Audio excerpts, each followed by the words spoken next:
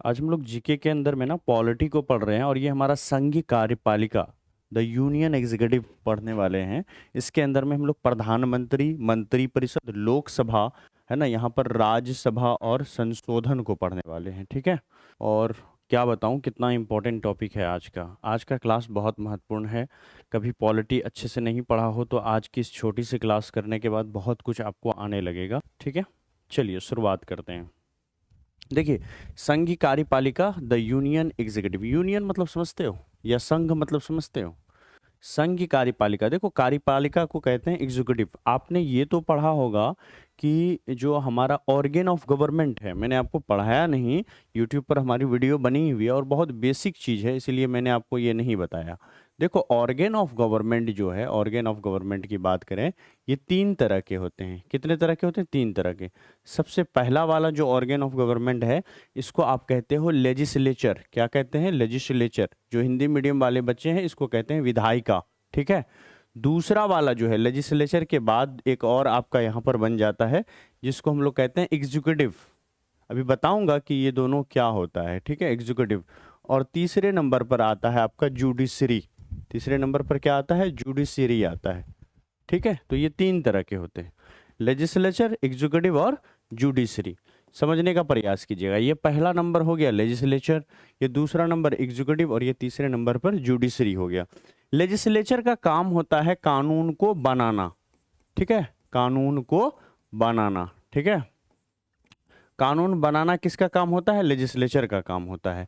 Executive का काम होता है लागू करना। एक ही वर्ड यहां पर लिख देता हूं, लागू। आप समझ जाना कि जो कानून बना हुआ होता है उसको जमीन पर उतारने का काम, लागू करने का काम एग्जीक्यूटिव करता है। और जुडिशरी पता है क्या करता है? जुडिशरी जो है डिस्प्यूट को रिजॉल्व करता है। और ये जो कानून है ना, ये जमीनी स्तर पर अच्छे से लागू हो रहा है या नहीं हो रहा है, समझ रहे हो ना? ये मतलब डिस्प्यूट को रिजॉल्व करता है, सबसे मेन काम इसका होता है। दूसरा काम होता है कि सेंटर और स्टेट के बीच में कोई झगड़ा है तो उसको देखता है। तीसरा काम है कि जो लेजिस्लेचर एग्जीक्यूटिव है ये अपने दायरे के हिसाब से संविधान के अकॉर्डिंग काम कर रहा है या नहीं कर रहा है, ये भी देखता है। अगर कोई ऐसा कानून बना लेता है लेजिस्लेचर जो हमारे मौलिक अधिकारों का हनन करता है और संविधान की आत्मा के खिलाफ वो कानून होता है, संविधान के प्रोविजन के अकॉर्डिंग नहीं होता है, तो ऐसे कानून को जुडिशरी जो है समाप्त कर सकता है, रद्द कर सकता है। ये पावर होता है जुडिशरी को। ठीक है, ये पावर किसको होता है? जुडिशरी को। क्लियर है? समझ में आ रही है? कोई दिक्कत नहीं है? बहुत बढ़िया, बहुत बढ़िया। चलिए आगे बढ़ते हैं। ठीक है, ये पावर किसको है? जुडिशरी को। आप समझ गए। एग्जीक्यूटिव का काम क्या होता है? कानून को लागू करना। एग्जीक्यूटिव कौन कौन लोग होते हैं? देखो, जैसे कोई भी मंत्री हो गया, जैसे प्राइम मिनिस्टर हो गया, ये क्या है? एग्जीक्यूटिव है। लेकिन प्राइम मिनिस्टर अगर एक सांसद है, संसद का सदस्य है, तब वो क्या हो जाता है? तब वो लेजिस्लेचर बन जाता है। ठीक है, तो जितने सारे एमपी, एमएलए है ना, जितने सारे स्टेट लेजिस्लेटिव असेंबली के मेंबर है ना, कोई भी सदन का अगर मेंबर होगा, चाहे राष्ट्रपति ने इसको मनोनीत किया है या फिर पब्लिक के द्वारा चुन करके आया है, अगर वो किसी सदन का हिस्सा है और कानून बनाने का काम कर रहा है, सदन के अंदर में तो कानून बनता ही है, तो मीन्स कि वो लेजिस्लेचर है, वो विधायिका है, वो उनका काम है विधेयक बनाना। विधेयक मतलब कानून। ठीक है, कानून बनाना जो है इस लेजिस्लेचर का काम होता है। प्रधानमंत्री सदन का हिस्सा है तो प्रधानमंत्री भी क्या हो गया? लेजिस्लेचर हो गया। लेकिन प्रधानमंत्री अपने फील्ड के कानून को लागू भी करता है ना, जो उनका अपना फील्ड है, संसद द्वारा बनाया हुआ कानून है, उसको फॉलो करता है, उसको जमीनी स्तर पर लागू करने का भी काम करता है। तो प्रधानमंत्री भी एग्जीक्यूटिव हो गया। जितने सारे मिनिस्टर्स हो गए वो सब के सब एग्जीक्यूटिव हो गए। इसके अलावा जितने सारे डीएम हो गए, है ना, एसपी हो गए, ठीक है, जो भी अधिकारी है, जितने भी अधिकारी हैं, चाहे वो एक बहुत बड़ा पुलिस अधिकारी हो या छोटा सा एक ट्रैफिक अधिकारी हो, ट्रैफिक पुलिस हो, समझ रहे हो ना, या फिर एक ऑफिस का चपरासी हो, जो भी कानून को लागू करने का काम करता है, इन्फोर्स करने का काम करता है, इन्फोर्समेंट एजेंसी होती है, इन्फोर्स करता है कानून को जमीनी स्तर पर। अगर पब्लिक वो कानून या कोई भी वो कानून को नहीं मानता है, उस पर फाइन करना या कोर्ट के समक्ष पेश करना, ये सब जो है कौन करता है, एग्जीक्यूटिव करता है। तो एग्जीक्यूटिव विधायिका द्वारा बनाया हुआ कानून को देश में लागू करवाने का, अच्छे से लोग उसको फॉलो करें, ये काम देखता है कौन, एग्जीक्यूटिव देखता है। और जुडिशरी तो पता ही है, डिस्प्यूट रिजॉल्व, झगड़ा को रिजॉल्व करता है, लोगों को न्याय दिलाता है, जस्टिस दिलाने का काम जो है ये करता है। प्लस ये जो है एग्जीक्यूटिव और जो लेजिस्लेचर जब अपना काम अच्छे से नहीं करता है और पब्लिक को इससे नुकसान होती है, तब पब्लिक जुडिशरी के पास भी जाता है। अक्सर आप देखते हो ना, सुप्रीम कोर्ट ने केंद्र सरकार को फटकार लगाई, सुप्रीम कोर्ट ने गुजरात सरकार को फटकार लगाई, सुप्रीम कोर्ट ने बिहार सरकार को फटकार लगाई, इस तरह का, या फिर पटना हाई कोर्ट ने बिहार सरकार को फटकार लगाई। आपने इस तरह का न्यूज सुनते रहते हो। क्यों फटकार लगाते? क्योंकि इसको पावर है कि अगर ये लोग है ना सिस्टम के तहत काम नहीं करते हैं, पब्लिक को नुकसान होता है, संविधान की धज्जियां उड़ाने का काम करते हैं, संविधान के प्रोविजन के अकॉर्डिंग नहीं जा करते हैं काम, तो या डिले करने का काम करते हैं बहुत सारी चीजों में, जो जरूरत की चीजें होती है, सुप्रीम कोर्ट वहां पर फटकार लगा सकता है। ठीक है, तो ये था पूरा ऑर्गेन ऑफ गवर्नमेंट, यानी सरकार के अंग, सरकार के अंग के बारे में। सरकार के कितने अंग हैं? लेजिस्लेचर, एग्जीक्यूटिव और जुडिशरी, ये सब के सब जो है ऑर्गेन ऑफ गवर्नमेंट यानी सरकार के अंग होते हैं। ठीक है, आगे बढ़ जाते हैं। देखो अब यहां पर एग्जीक्यूटिव वर्ड का मतलब तो समझ गए। अब देखो इसमें क्या क्या पढ़ेंगे आज के क्लास में हम लोग। प्राइम मिनिस्टर को पढ़ने वाले हैं, काउंसिल ऑफ मिनिस्टर को पढ़ने वाले हैं, लोकसभा को पढ़ने वाले हैं, राज्यसभा को पढ़ने वाले हैं, और संविधान के जो संशोधन है उसको भी यहां पर पढ़ने वाले हैं। चलिए आगे बढ़ते हैं। अब यहां पर देखते हैं प्रधानमंत्री के बारे में। ठीक है, प्रधानमंत्री सबसे पहला हमारा है प्रधानमंत्री। देखो प्रधानमंत्री से ना सवाल आपको पूछे जाते हैं। ठीक है, तो सबसे पहले देखो प्रधानमंत्री जो है ये आपका क्या होता है, संसदीय शासन प्रणाली के अंतर्गत ये आते हैं। ठीक है, प्रधानमंत्री जो है ये प्रधानमंत्री का प्रोविजन जो है ये संसदीय शासन प्रणाली में है। पावरफुल व्यक्ति होता है कौन? प्रधानमंत्री। पार्लियामेंट्री फॉर्म ऑफ गवर्नमेंट में, जो कि इंडिया के अंदर में, संसदीय शासन प्रणाली कहां पर है? इंडिया के अंदर में। अगर आपको पूछे कि भैया ये बताओ अमेरिका के अंदर में कौन सी शासन प्रणाली है, यूएसए के अंदर में, तो आंसर क्या होगा? प्रेसिडेंशियल फॉर्म ऑफ गवर्नमेंट है वहां पर, presidential form of government, presidential form of government. यानी गवर्नमेंट का पूरा जो है हेड कौन होगा? गवर्नमेंट का हेड कौन होगा अमेरिका के अंदर में? राष्ट्रपति। इसीलिए कहते हैं कि जो बाइडेन वहां के राष्ट्रपति हैं। जब भी कोई बड़ा काम होता है, जब भी कोई बड़ा, देखो ये आप जो लोग ना घोषणा कर रहे हो, मैंने कह दिया 1 अक्टूबर से बाकी जो मैथ रीजनिंग की क्लास है वो स्टार्ट होगी। ठीक है, आप बाकी का जो सब्जेक्ट चल रहा है उसको पढ़ो। अभी आपका 3-4 सब्जेक्ट स्टार्ट है तो उसको आप पढ़ो।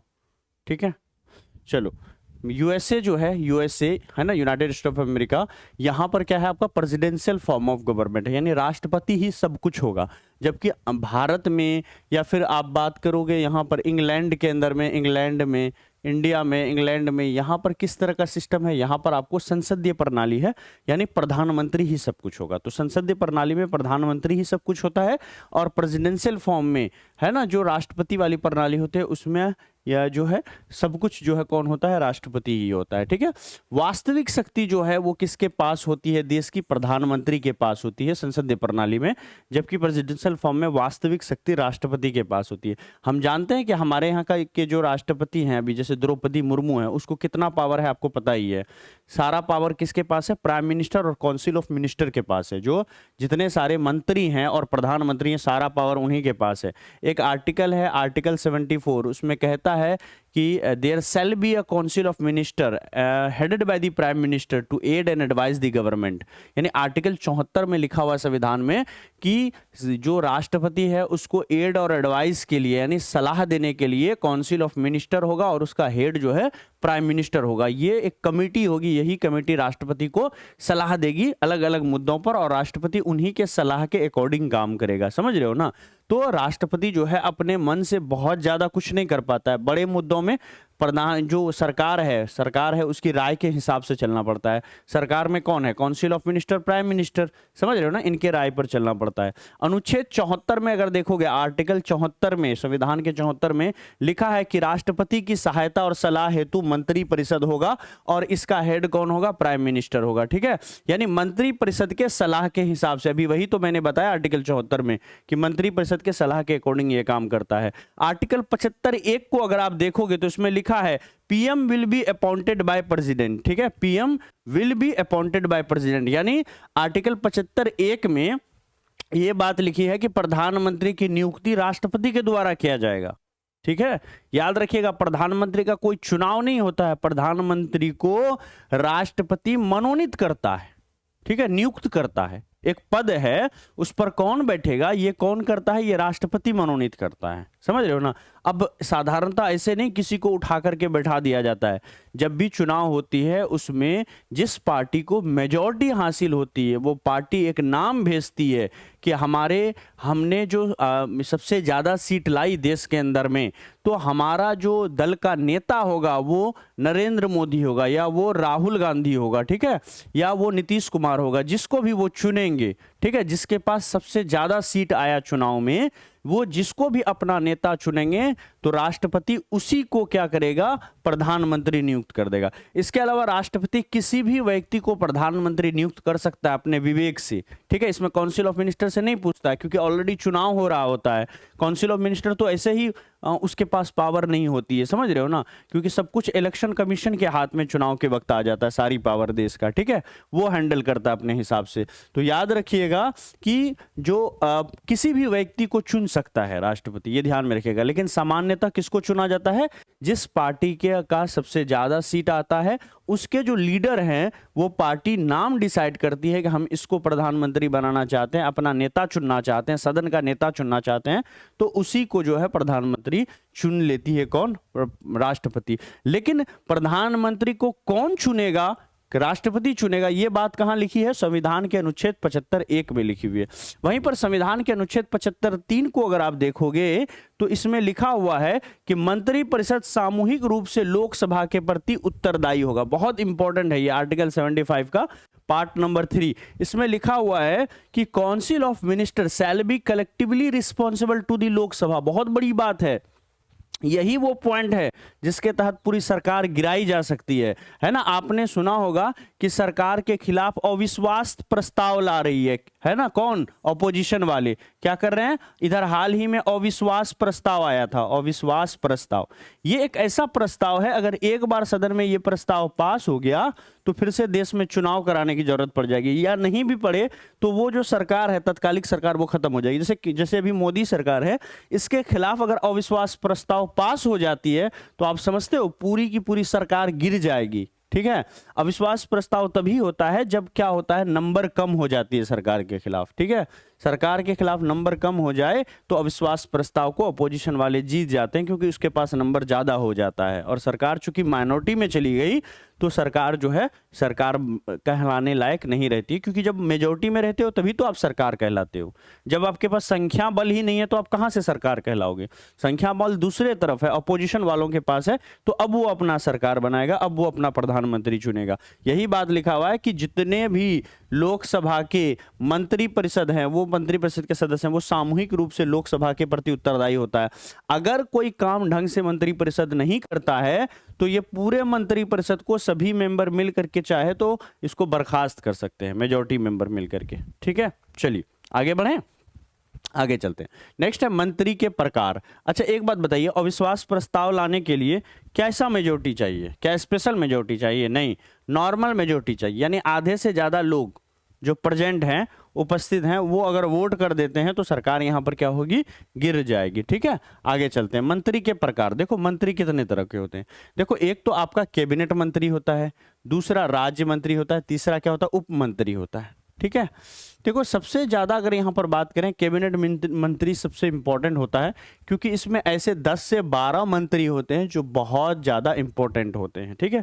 पूरे सरकार का कामकाज यही 10 से 12 मंत्री देखते हैं, जिसमें प्रधानमंत्री, गृह मंत्री, वित्त मंत्री, समझ रहे हो ना, ऐसे टॉप के 8, 10, 12 मंत्रियां जो है, मंत्री जो है इस कैबिनेट मंत्री में शामिल होते हैं। यही 8, 10, उससे 12, इससे ज्यादा नहीं होता है, 15, 20 नहीं होता है, ठीक है।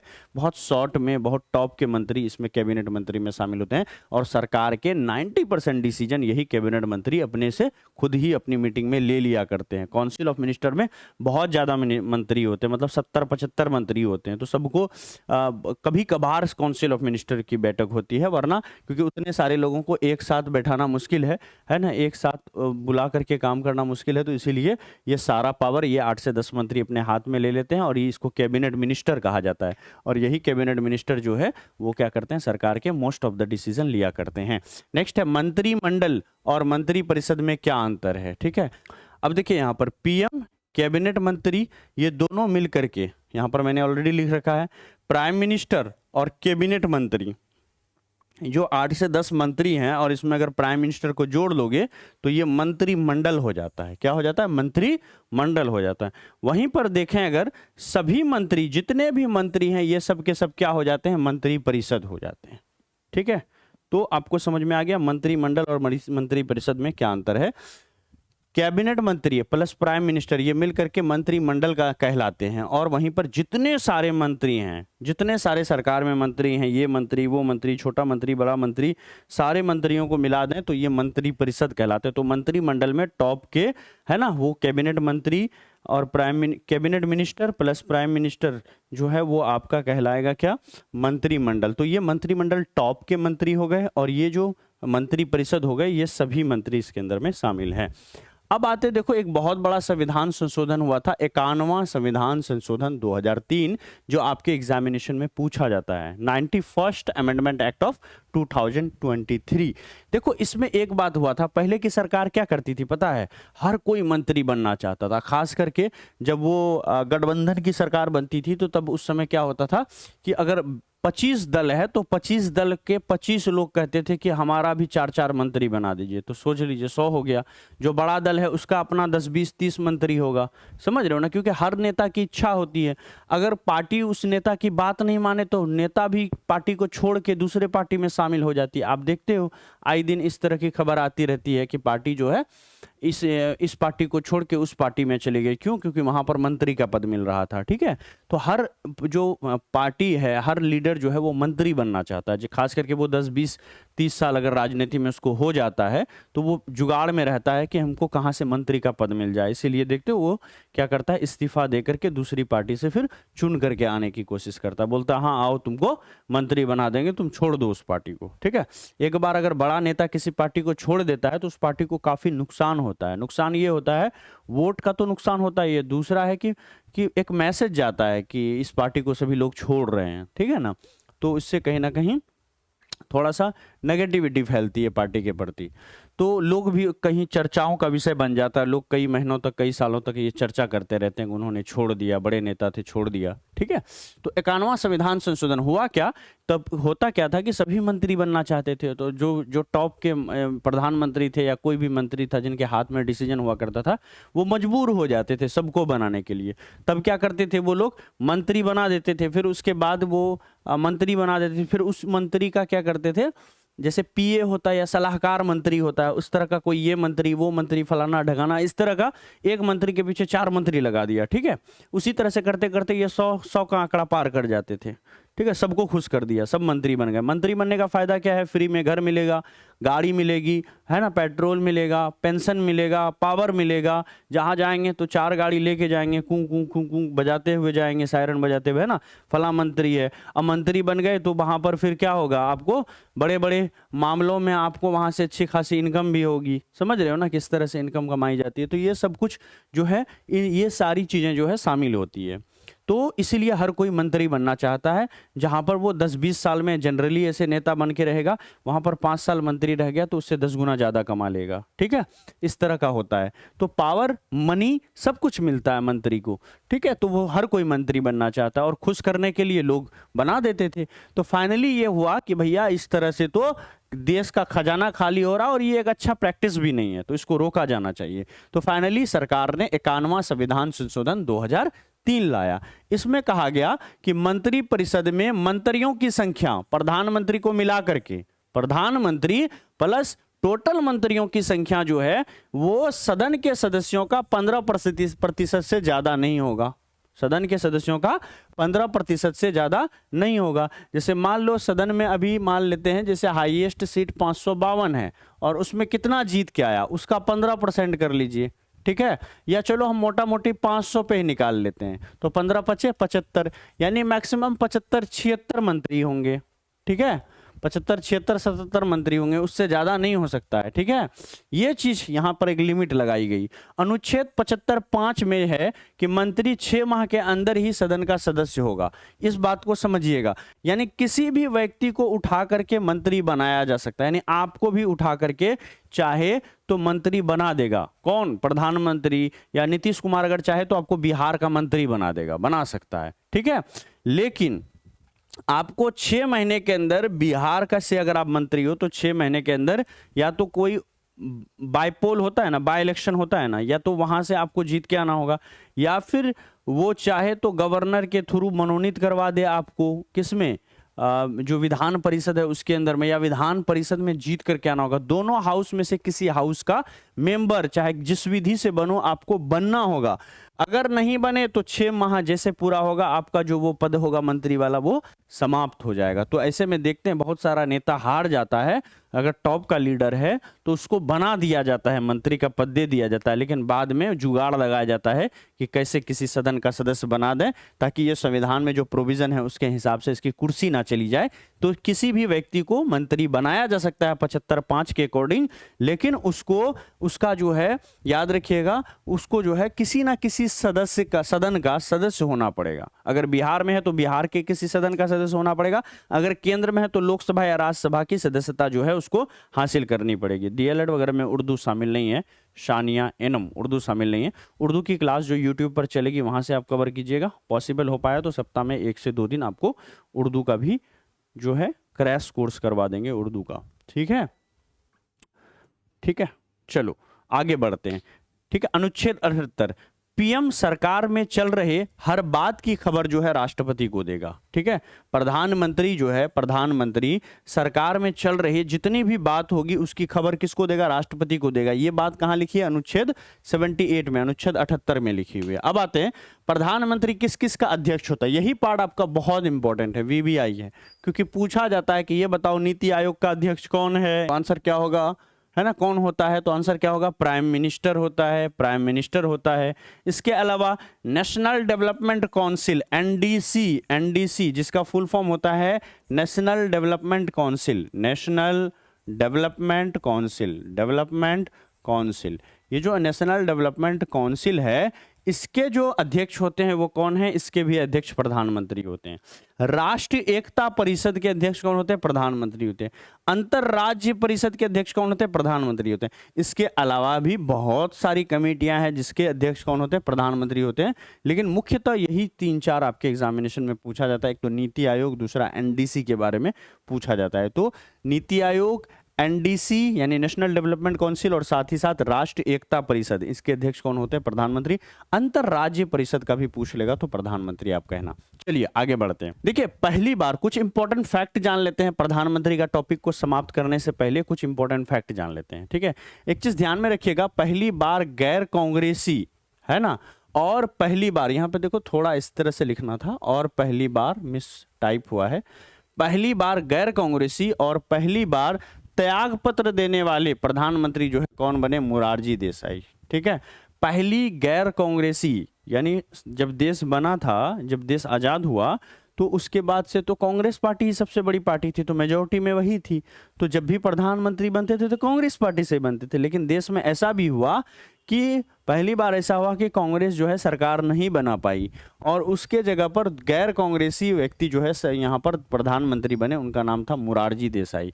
तो पहली बार गैर कांग्रेसी और पहली बार त्यागपत्र देने वाला, यानी पहली बार गैर कांग्रेसी प्रधानमंत्री मोरारजी देसाई, और बाद में इन्होंने त्यागपत्र भी दे दिया था। आज तक कोई भी प्रधानमंत्री ने त्यागपत्र नहीं दिया था, लेकिन पहली बार त्यागपत्र देने वाले प्रधानमंत्री का खिताब भी मोरारजी देसाई को ही जाता है। सबसे अधिक उम्र में, यानी सबसे एजेड पीएम बनने वाले जो व्यक्ति थे वो भी मोरारजी देसाई थे, सबसे अधिक उम्र में प्रधानमंत्री बनने वाले। सबसे कम उम्र में प्रधानमंत्री बनने वाले जो व्यक्ति हैं उनका नाम क्या है? राजीव गांधी। ठीक है, राजीव गांधी जो है सबसे कम उम्र के प्रधानमंत्री बनने वाले व्यक्ति थे। ठीक है, ये था प्रधानमंत्री के बारे में ओवरऑल सारी चीजें।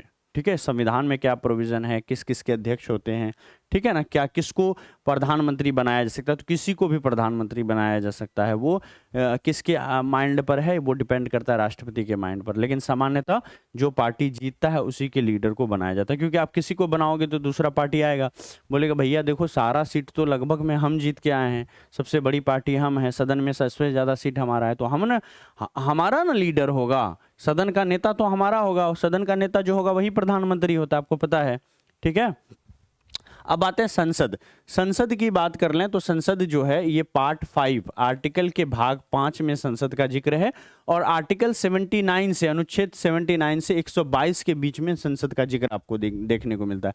संसद जो है इसका मेन काम है कि ये विधायी अंग है, सरकार का विधायी अंग है। संसद सरकार का पार्ट होता है। ठीक है, देखो सरकार के अंदर में, ऑर्गन ऑफ गवर्नमेंट के अंदर में आपको, मैंने बताया आपको लेजिस्लेचर, एग्जीक्यूटिव और जुडिशरी तीनों होता है। तो ये जो संसद है ये लेजिस्लेचर है ना, तो ये सरकार का ही पार्ट हुआ, तो ये सरकार का विधायी अंग होता है। सरकार अकेले नरेंद्र मोदी या फिर 10 लोग जो है वो सरकार नहीं है। सरकार के अंदर में जो लोकसभा है, राज्यसभा है ना, ये, और इसके अलावा जो आपका ये है, क्या कहते हैं, जुडिशरी है, सुप्रीम कोर्ट है, हाई कोर्ट है, ये सब सरकार है, सरकार का पार्ट है। समझ रहे हो ना, तो देख रहे हो साफ साफ लिखा है ये सरकार का विधायी अंग है। ठीक है, ये सरकार का विधायी अंग है। जो भी रूल कर रहा है देश में, क्या क्या सुप्रीम कोर्ट रूल नहीं कर रहा, हाई कोर्ट रूल नहीं कर रहा है, क्या कोर्ट का रूलिंग नहीं चलता है, चलता है ना, कोर्ट डिसीजन लेता है ना, तो वो क्या है, सरकार का पार्ट है। तो यह सरकार का विधायी अंग है, यानी कानून बनाने वाला अंग है संसद। इसके अलावा याद रखिए अनुच्छेद 79 में लिखा हुआ है कि संसद का मतलब क्या होगा। संसद जब बोलते हैं ना, पार्लियामेंट, इसका मतलब क्या होता है, इसका मतलब सिर्फ लोकसभा राज्यसभा नहीं होता है।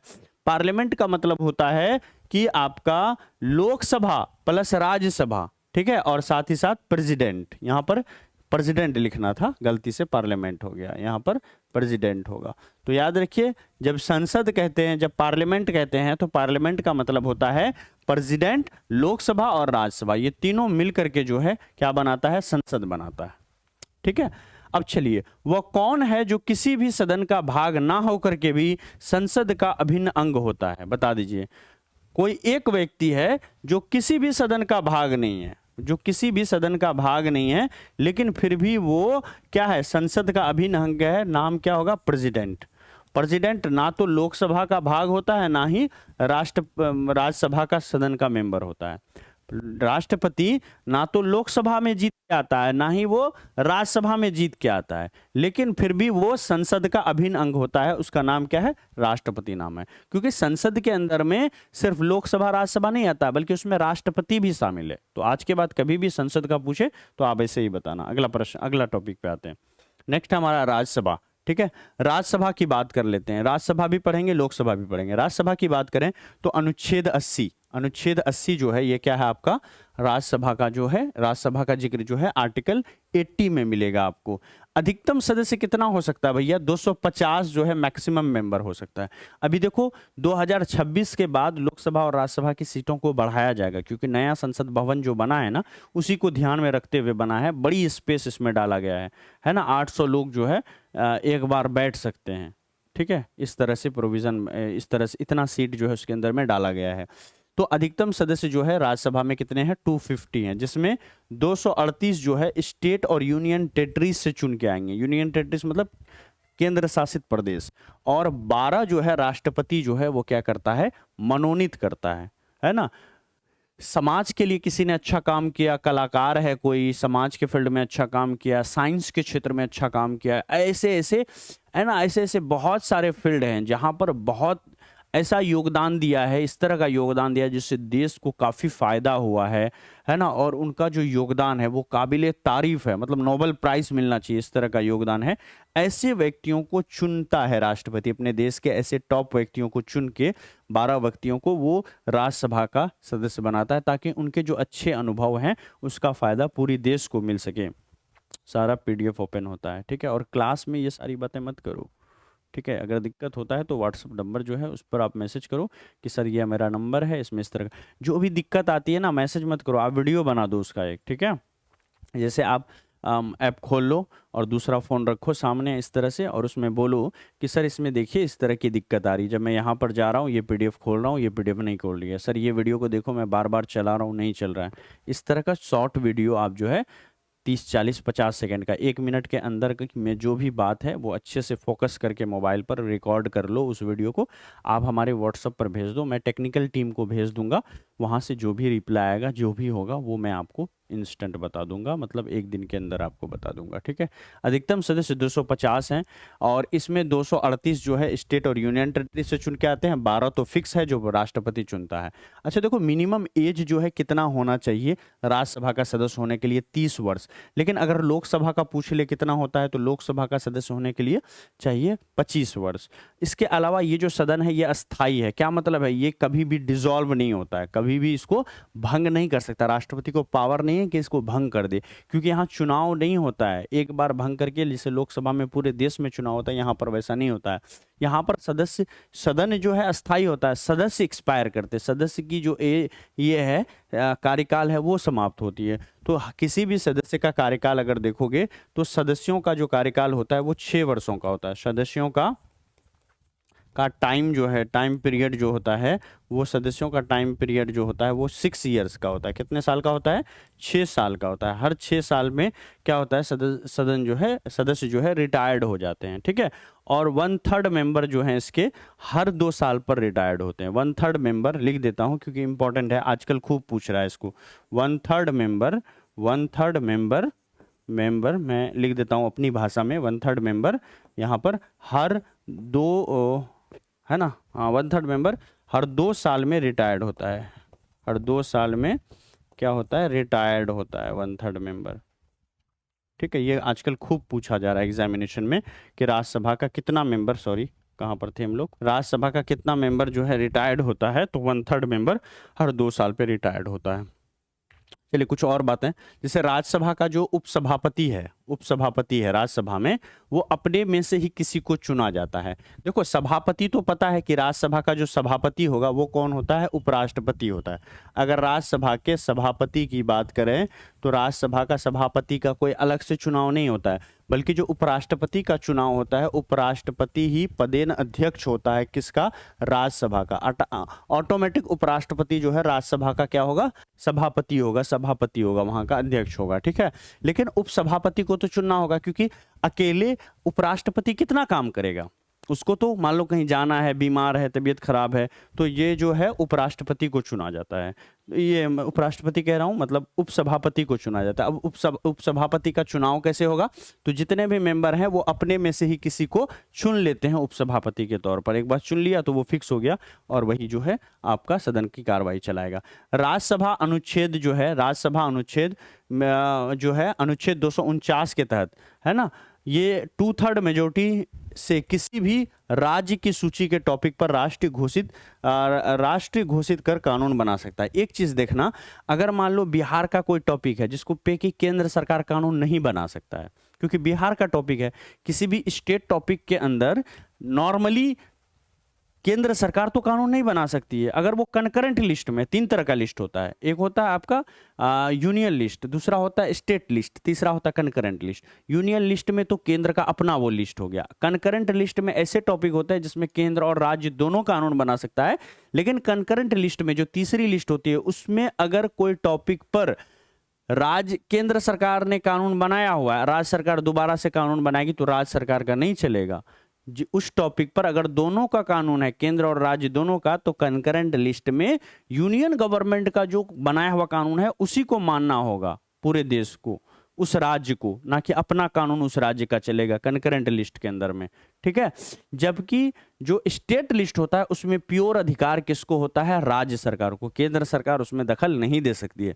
लेकिन कुछ ऐसा केस है, जैसे अनुच्छेद 249 एक ऐसा पावर देता है राज्यसभा को कि राज्यसभा चाहे तो 2/3 मेजोरिटी से एक प्रोविजन पास करे कि बिहार के, है ना, बिहार के इस टॉपिक के अंदर, जैसे बिहार पुलिस, बिहार का पार्ट है, ये तो कनकरेंट लिस्ट में नहीं आता है, लेकिन अगर राज्यसभा चाहे कि बिहार पुलिस के किसी कानून में क्या किया जाए, बदलाव किया जाए और ये केंद्र सरकार को पावर देना चाहे राज्यसभा, तो अनुच्छेद 249 के तहत जितने भी सदस्य वहां पर हैं, राज्यसभा के मेंबर हैं, अगर उसमें से 2/3 लोगों ने ये कह दिया कि हाँ केंद्र सरकार को चलो हमने ये पावर दिया कि बिहार के किसी भी कानून में, किसी भी लिस्ट में घुस करके केंद्र सरकार को कानून बनाने का मैंने इजाजत दिया, जिस लिस्ट के बारे में वहां पर वो जिक्र करेंगे और उसको वो वहां पर पावर देंगे, अगेन यहां पर लोकसभा को पावर हो जाता है ना, कि वो जो है क्या होगा, उस पर जो है कानून बना सकती है लोकसभा या राज्यसभा। ठीक है, तो याद रखिएगा 2/3 मेजोरिटी से किसी भी राज्य सूची के टॉपिक पर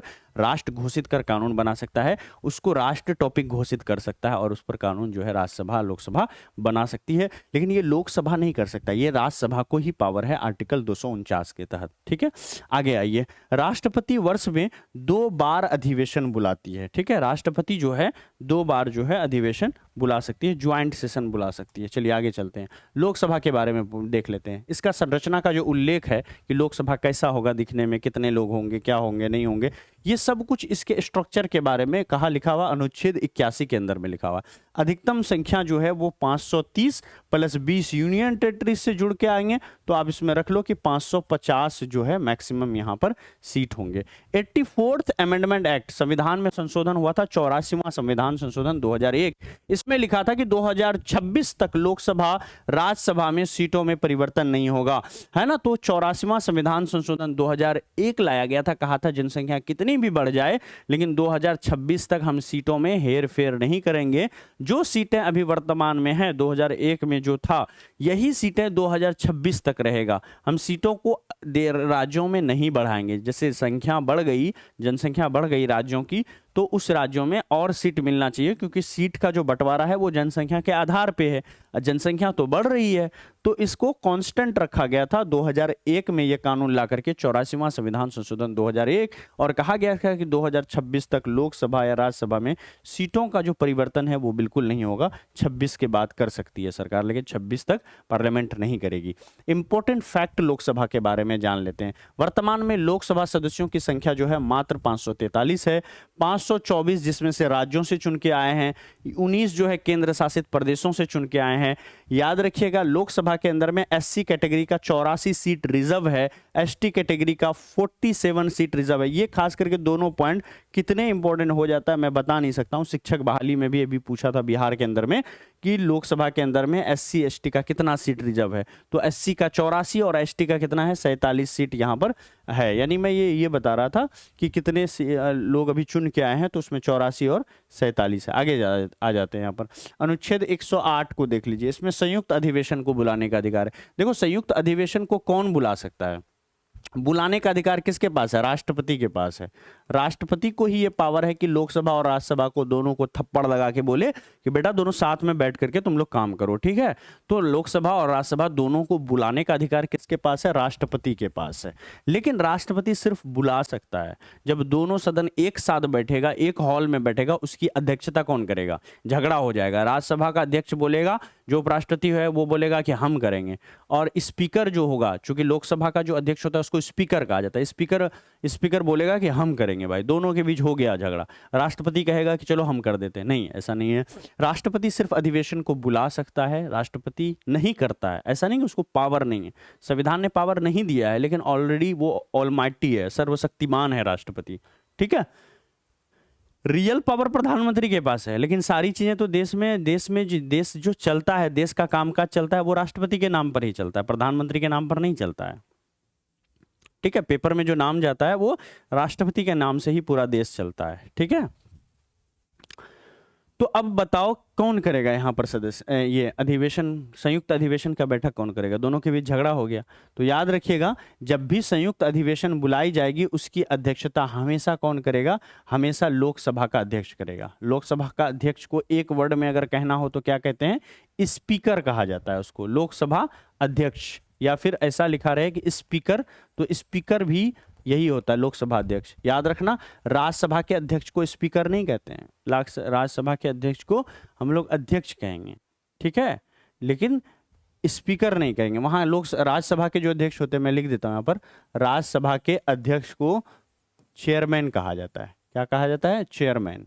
ये सब पूछता है, ये सब जो है ना पूछता है। ठीक है, आप कहोगे सर इतना याद करना होगा, इतना पढ़ के जाओगे तो बीपीएससी के लिए कहाँ से पढ़ना है, बीपीएससी पीटी में नहीं पढ़ना है भाई।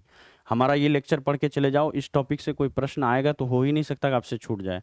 आप इसको पढ़ लो, घर में अगर कभी बीपीएससी का कोई क्वेश्चन बैंक होगा उसमें जाना और पॉलिटी के सवाल को देखना। अगर प्रधानमंत्री से इस टॉपिक को पढ़ा दिया मैंने, प्रधानमंत्री पढ़ाया, लोकसभा पढ़ाया, राज्यसभा पढ़ाया, आज के टॉपिक में जो टॉपिक पढ़ा रहा हूं, अगर देखो इसको पढ़ने के बाद क्या उसका क्वेश्चन बनता है कि नहीं बनता है, क्या कोई ऐसा सवाल प्रधानमंत्री से पूछा जो आपका पिछले 10-20 सालों में भी बीपीएससी ने पूछा होगा, जो आज मैंने नहीं बताया आपको। यहां से पढ़ के जाओगे तो बीपीएससी का प्रीवियस ईयर क्वेश्चन में सारा बनेगा आपको। ठीक है, अब चलो यहां तक समझ गए। एक बहुत है इंपॉर्टेंट जो बीपीएससी में बार बार पूछता है, यूपीएससी में भी पहले पूछता था कि धन विधेयक जो है, ये कौन सा विधेयक धन विधेयक होगा, इसको घोषित कौन कर सकता है। ठीक है, तो इसको घोषित कर सकता है लोकसभा का स्पीकर। ठीक है, लोकसभा अध्यक्ष या फिर लोकसभा स्पीकर ही डिसाइड करेगा कि कौन सा विधेयक धन विधेयक होगा, कौन सा नहीं होगा। लोकसभा का पहला अधिवेशन कब हुआ था? 13 मई 1952 ईस्वी को हुआ था। 13 मई 1952 ईस्वी को लोकसभा का पहला अधिवेशन हुआ था। ठीक है, लोकसभा के बारे में कुछ और इंपॉर्टेंट चीज जो इस बार बीएड के अंदर में पूछा था, बीएड 2022 का या 23 का पेपर था, इस साल का था या लास्ट ईयर का था, मैं भूल रहा हूं, लेकिन गारंटीड है कि 2022 रख लो, 2022 में ही पूछा है। 2022 का प्रीवियस ईयर क्वेश्चन में बीएड में पूछा था ये सवाल पूछा था। ठीक है ना, और ये पूछा था कि प्रथम लोकसभा अध्यक्ष कौन थे, तो आंसर क्या होगा? जीवी मावलंकर। जीवी मावलंकर जो है लोकसभा के क्या थे? पहले अध्यक्ष थे, जीवी मावलंकर। अगला आ जाते हैं, पहली महिला लोकसभा अध्यक्ष कौन थी, तो आंसर होगा मीरा कुमार। ठीक है, चलिए आगे बढ़ जाते हैं।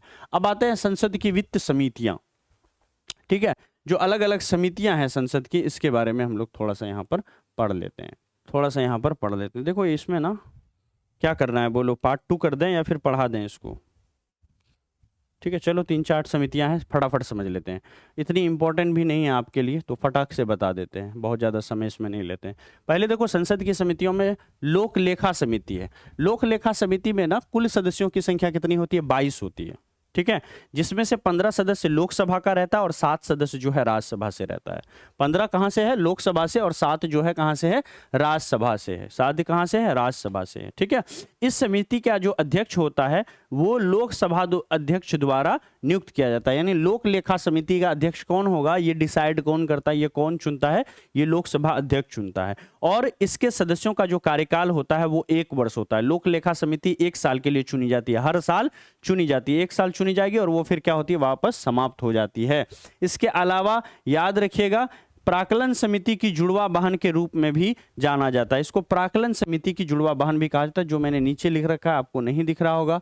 आगे आते हैं, प्राक्कलन समिति क्या है? प्राक्कलन समिति में सदस्यों की संख्या 30 होती है, जो कि लोकसभा से ही लिए जाते हैं। यानी 30 के 30 सदस्य जो है लोकसभा के होते हैं, इसमें राज्यसभा के सदस्यों को शामिल नहीं किया जाता है। तो याद रखिएगा, क्या प्राक्कलन समिति में राज्यसभा का सदस्य होता है? आंसर होगा नहीं, प्राक्कलन समिति में राज्यसभा का सदस्य। ये मोटी मोटी बात है जो पूछ लिया जाएगा आपसे। प्राक्कलन समिति में राज्यसभा का सदस्य का मेंबर होता है? नहीं होता है। लेकिन लोकसभा का जो है टोटल 30 सदस्य होते हैं, 30 लोकसभा से होता है प्राक्कलन समिति में। इसका अध्यक्ष भी लोकसभा अध्यक्ष के द्वारा ही नियुक्त किया जाएगा, क्योंकि जान ही रहे हो कि सारे सदस्य लोकसभा के हैं, है ना। और ये क्या है? संसद की कौन है? समिति है, याद रखना। इसको राष्ट्रपति प्रधानमंत्री मनोनीत नहीं करेगा। संसद की अपनी कमेटियां हैं जो अलग अलग, संसद को पावर है ना, तो वो अलग अलग चीजों की खोजबीज करने के लिए समितियां गठन करती है, अलग अलग समितियों का पावर है। तो ये प्राक्कलन समिति है जिसमें 30 सदस्य होते हैं, 30 लोकसभा से होते हैं, राज्यसभा से एक भी सदस्य नहीं होता। और इसके सदन को चुनने, सदस्य को चुनने का अधिकार, जो अध्यक्ष को चुनने का अधिकार है, वो भी लोकसभा अध्यक्ष के पास होता है। ठीक है, चलिए नेक्स्ट हमारा सार्वजनिक उपक्रम समिति। सार्वजनिक उपक्रम समिति की बात तो इसमें कुल सदस्यों की संख्या 22 होती है। कितनी होती है? 22 होती है। और इसमें याद रखेंगे कि 15 सदस्य जो है वो लोकसभा से होते हैं, वहीं पर 7 सदस्य जो है सार्वजनिक उपक्रम समिति में राज्यसभा से होते हैं। इसके अलावा समिति के अध्यक्ष को लोकसभा अध्यक्ष नियुक्त करता है। इस समिति के जो अध्यक्ष हैं, इसको कौन नियुक्त करता है? लोकसभा अध्यक्ष नियुक्त करता है। कोई भी मंत्री इस समिति का सदस्य नहीं हो सकता है। मंत्री इसमें सदस्य नहीं होता। एक चीज बहुत इंपॉर्टेंट है, ठीक है, कोई भी मेंबर हो सकता है, लेकिन अगर कोई मंत्री है तो वो सार्वजनिक उपक्रम समिति का सदस्य नहीं बन सकता है। मंत्रियों के लिए यह समिति नहीं है। तो समिति के अध्यक्ष को लोकसभा के अध्यक्ष के द्वारा नियुक्त किया जाता है। इस समिति को भी लोकसभा अध्यक्ष नियुक्त करते हैं। और याद रखिएगा, कोई भी मंत्री जो है वो सार्वजनिक उपक्रम समिति का सदस्य नहीं बन सकता है। नेक्स्ट हमारा विनियोग विधेयक, जिसको एप्रोप्रिएशन बिल कहते हैं। What do you mean by विनियोग विधेयक? विनियोग विधेयक किसको कहते हैं, जल्दी से बताइए आप सभी लोग, ठीक है।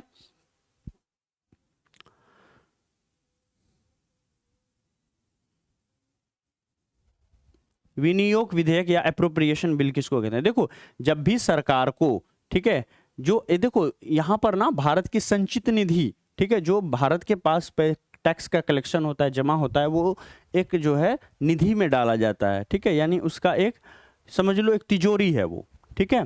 तो उस तिजोरी से पैसे निकालने के लिए कानून बनाना पड़ता है। क्या बनाना पड़ता है? कानून। बिना कानून के उस तिजोरी से पैसा नहीं निकाल सकते। यानी कानून बनाना मतलब संसद की वहां पर क्या है, अनुमति शामिल है। संसद कानून बन रहा है मतलब संसद ने अनुमति दिया पैसे निकालने के लिए संचित निधि से।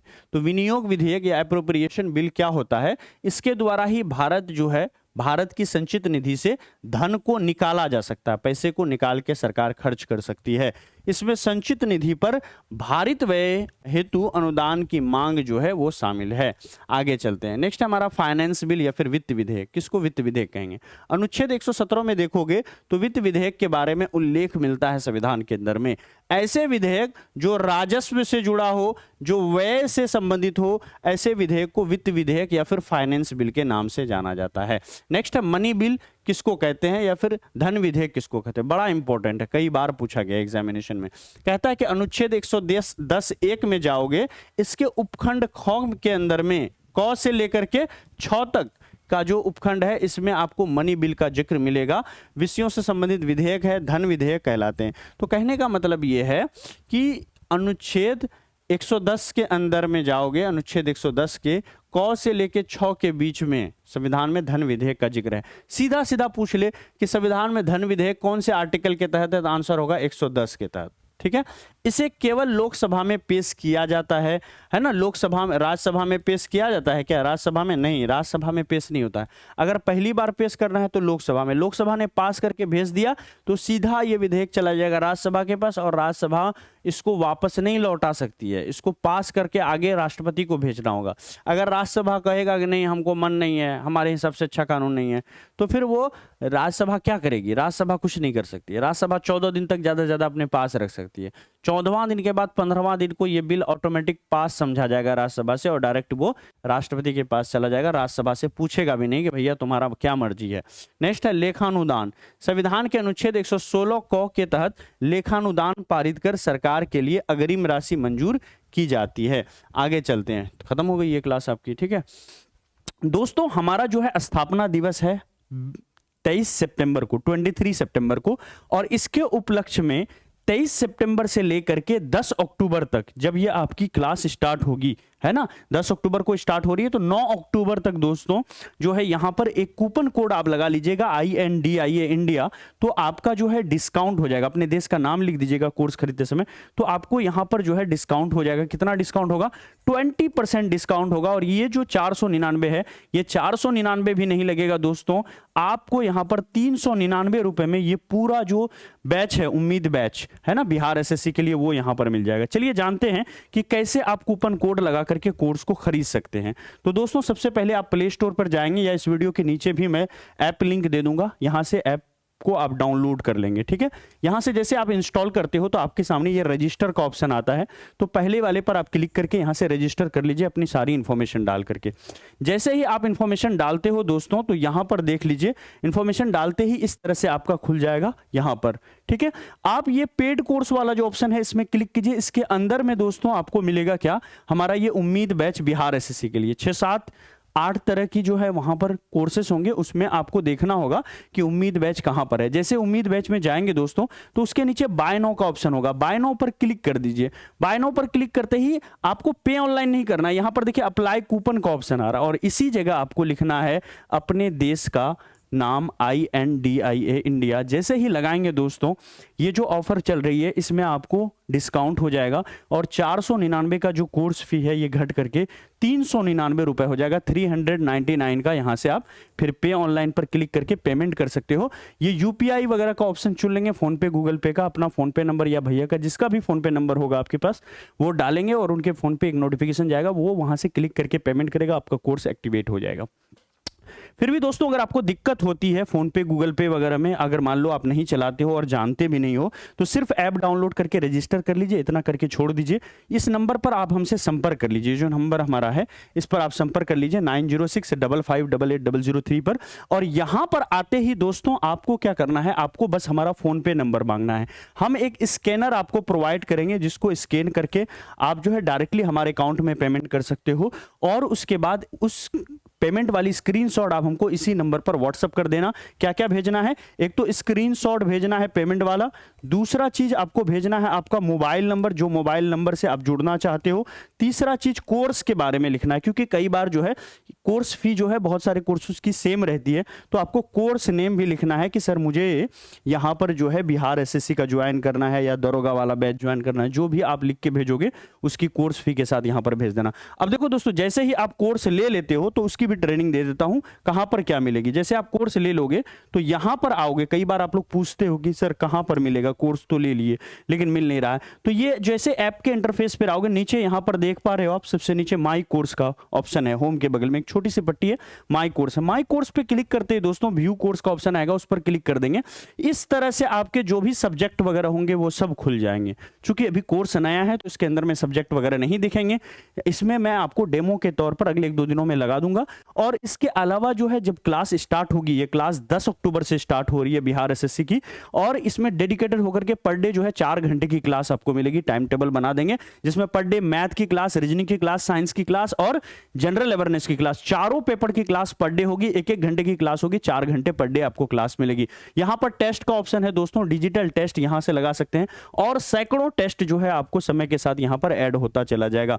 तो आप बताइए कैसा लगा हमारा ये ऑफर बिहार SSC के लिए उम्मीद बैच जो हम लाए हैं 499 में, इसमें कूपन कोड लगा करके अभी 399 में मिल जाएगा अगर आप 9 अक्टूबर तक खरीदते हैं। 10 अक्टूबर से आपकी क्लास है, 9 अक्टूबर तक कोर्स परचेज करेंगे। 9 अक्टूबर तक सारे ही कोर्सेस में हमने ऑफर दिया है दोस्तों, सिर्फ बिहार SSC नहीं, सारे में, दरोगा वाले में, जो BEd वाली कोर्सेस है हमारे यहाँ पर, DLED पैरामेडिकल, जितनी सारी कोर्सेस है सब में 20% ऑफ चल रहा है। उसी 20% का जो है फायदा दोस्तों आपको यहाँ पर मिल रहा है, अन्यथा इस कोर्स की फी भी आपको 499 रुपए होती। चलिए बताइए, और कोई आपके डाउट्स वगैरह हैं तो आप पूछ सकते हो, और नंबर जो नीचे स्क्रॉल कर रहा है इसको नोट डाउन करके आप जो है कॉल के माध्यम से या व्हाट्सएप पर सबसे अच्छा पूछोगे दोस्तों, तो मैं 1 घंटे 2 घंटे के अंदर जब भी होगा डायरेक्टली आपको रिप्लाई करूंगा, आपसे बात करूंगा, आपकी जो भी समस्या है उसका समाधान करूंगा। आप भरोसा रखिए दोस्तों, ये 399 रुपए की फी बहुत बड़ी चीज नहीं होती है। एक बार आप कहीं जाते हो और उसके बाद 400-500 रुपए ऐसे ही खत्म कर देते हो। मैं आपसे क्या ही मांग रहा हूं दोस्तों, 399 रुपए, जो कि ऑफलाइन क्लास में आप जाओगे 600-700 रुपए 1 महीने की फी होती है। एक टीचर आपको पढ़ाता है, 4 टीचर टीम होगी, कंप्लीट सिलेबस आपको पढ़ाएगा, 20 चैप्टर रीजनिंग समझ रहे हो आप, लगभग जनरल अवेयरनेस के अंदर में मुझे लगता है 100 चैप्टर जनरल अवेयरनेस होगा। इसके अलावा साइंस के अंदर में लगभग जो है 45 से 40-45 चैप्टर होंगे, है ना, फिजिक्स में 15, बायोलॉजी में 15, केमिस्ट्री में 15, इस तरह से जोड़ लें हम तो लगभग कुल मिलाकर के देखें तो 200 चैप्टर आपको होंगे। इसके अलावा 1 साल का करंट अफेयर्स हमें पढ़ाना होगा इस कोर्स के अंदर में। तो ये 4 टीचर की टीम और हमारी संपूर्ण जो डाटा ऑपरेटर्स हैं, जो डिजाइनर्स हैं, ग्राफिक्स डिजाइनर, सारी टीम मिल करके, है ना, आपको सपोर्ट करेगी अगले 4-5-6 महीने तक, जब तक कि आपका एग्जाम नहीं हो जाता, और इसकी वैलिडिटी एग्जाम तक रहेगी। और मांग भी क्या रहा हूं दोस्तों आपसे, सिर्फ 399 रुपया, ठीक है, इतना दे करके आप ज्वाइन कर सकते हो और पूरा कोर्स यहां पर पढ़ाएंगे दोस्तों हम, और हमारी टीम मिलकर यथासंभव प्रयास करेंगे। आपका सिलेक्शन ही हमारा मकसद है, सिलेक्शन हो जाए तो हम कामयाब हो जाएंगे। आपका सिलेक्शन नहीं होगा तो जितना दुख आपको होगा उतना दुख हमें भी होगा। आपके सिलेक्शन होने से हम लाखों लोगों, करोड़ों लोगों तक पहुंचेंगे दोस्तों। तो हमारा तो यही प्रयास रहेगा कि हर संभव हम आपको सिलेक्शन दिलाएं। Thank you so much, bye bye. बाकी कोई भी जानकारी चाहिए तो कॉल करके पूछ लीजिएगा।